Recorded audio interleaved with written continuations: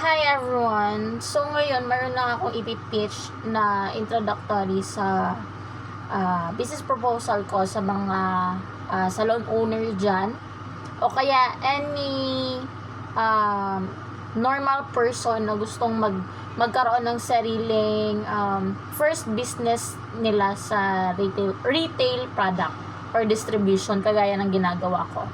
So, quick hint lang para may idea ka lang kung bakit kamo ko siya ginawa tong video na to. Kasi, recently lang, meron lang akong aberya sa mga product ko. Kasi, yun nga, nanakawan ako. So, anyway, dahil sa hindi natin ma-distribute ng maayos yung mga personal gamit ko. So, ipapakita ko lang quick idea lang sa mga product ko na mga gusto kong i-offer sa inyo kung sakaling gusto mo magkaroon ng sariling business pagdating sa mga retail product like mga nails, mga lashes, mga glue, any type of product sa cosmetic industry. So, ayan, i-check mo na lang po. So, eto lahat ng mga product na nakikita nyo, yan po yung mga brand ko. So, we have the upper side, left side, yung mga lash product ko, yung mga soft gel tips ko, tsaka eto yung sa taas, yung mga soft gel nail glue ko, tsaka eto yung sa gilid, mga soft gel nail tips. Meron tayong almond, meron din tayong mga square type ng texture ng soft gel tips. Then, the rest, ang pinakamagandang top coat ko na pinagmamalaki is yung non-wipe top coat ko na 15 ml din. So, majority ng mga product na nakikita nyo dito, as in deadlock, hindi siya, mabilis siyang mauubos. Kapag magaling tayong magbenta, magaling tayong gumawa ng service, okay? Garantisado naman na yung mga product na to. Kasi as in, lahat is gamit ko na, lahat nasubukan ko ng i-apply sa mga client ko. So, wala na kayong magiging problema dyan pagdating sa productivity. Kasi maganda po yung quality ng product. So, anyway, gusto ko lang kayo bigyan ng idea kung bakit kamo siya i-offer sa inyo na mag-invest, maglaan ng pera kung sakaling gusto mong masimulan yung pag-retail product. Kasi lahat ng mga product na to, in demand siya. Talagang lahat ng mga nail technician, lahat ng mga lash technician, nangangailangan ng mga ganitong kalidad na mga produkto. Okay? But and anyhow, okay, bakit ko siya kailangan, dito ko siya sisimulan kasi lahat naman tayo gusto magkaroon ng sariling brand. Hindi lang naman siguro ako. Siguro ikaw na nanonood na to, ikaw na technician, ikaw na salon owner, gusto mo rin magkaroon ng sariling product or brand. Okay? So, kung may brand ka na, why not to try na ibenta mo na yung sarili mong product. Okay? But, quick hint lang din sa proposal ko kasi eto, majority ng mga naging computation ko, talagang meron talagang balik sa akin kahit papano man lang. Kasi hindi naman ako mag-aalok kung hindi rin ako kumita. Okay? I guarantee you, maganda yung kitaan dito. Okay? So, ang kailangan lang natin, meron lang akong list of computation dito. I-pitch ko na lang para mas maunawaan nyo in a good way na para lahat maintindihan. So, kung sakaling meron kang worth 31,500, meron ka ng product na to. Okay? You have everything that you need. Yung sizes ng lash supply na boxes na yan from 7mm to up to 16mm. Okay? So, ang roughly around yung mga lash box na yan, nasa mga 43 pieces na siya. So, 7mm up to 16mm yung pinaka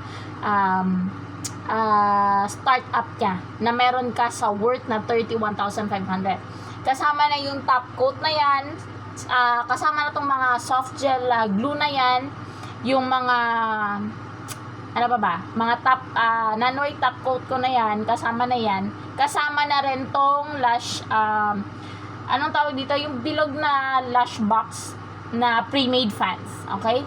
Worth 31,500. Okay.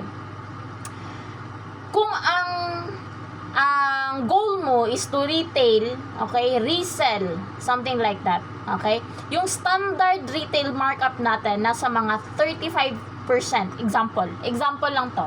Yan yung markup price na kailangan mong mabenta, okay? Para kumita at o tumubo yung 31,500 mo. So, paano natin kunin yung pinaka net profit niya is, projected revenue mo dapat sa 31,500 mo is worth 42,525. So, ang projected na markup na tinaas niya is worth 11,025 din siya. So, ang net profit natin magkano? So, 11,025 pesos. Pero meron kang option dito, okay? The service-based model, ibig sabihin kung yung mga product na to gusto mong i-service, like gusto mong gawan sa mga client mo, for example, using this kind of product, okay, this is where it gonna do a real money is, okay? High quality products na to, okay, with has a massive returns when converted into salon services. Okay? Alam naman natin, lagi-lagi may mga client na nagpapa-nails. Lagi-lagi may mga client na gustong magpaganda, magpa-lashes, okay? Hindi nawawala yan. Way back, mga long ago pa.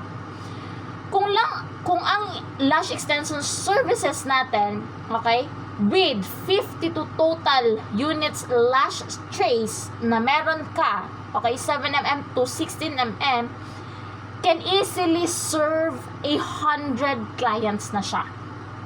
100 client, okay? Sa 52 trays mo, okay, for example, yung mga individual lash boxes na yan, okay, meron ka 52, pwede mo na siyang magawan mga 100 katao na mata. Okay? Kung ang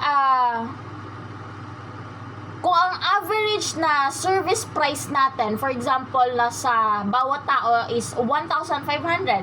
So, for example, nag-wispy ka. Okay? 1,500 yung ibebenta mo per client. So, ang potential na revenue mo is 1,500 per client times yung 100 na client, 150,000 yung potential na kita natin.